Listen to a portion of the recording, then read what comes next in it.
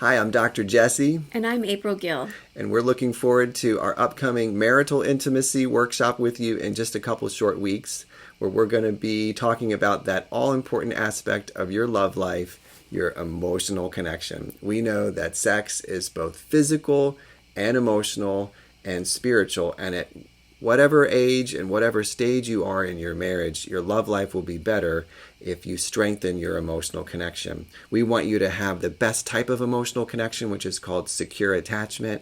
And sexually, that means that you can come to your spouse with your emotional needs, and you also have the curiosity and the ability to explore, talking about what you like and what you don't like in the bedroom, because communication is the most important aspect of your foreplay. We're going to make sure we take care of any patterned barriers to your love life, physical or sexual. We're going to talk about some gender differences, and we're going to have a lot of fun.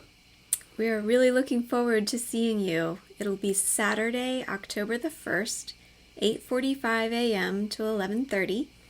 And you will need to register for this event, so please visit the church website, www.christcc.org, and click on the Events tab at the top.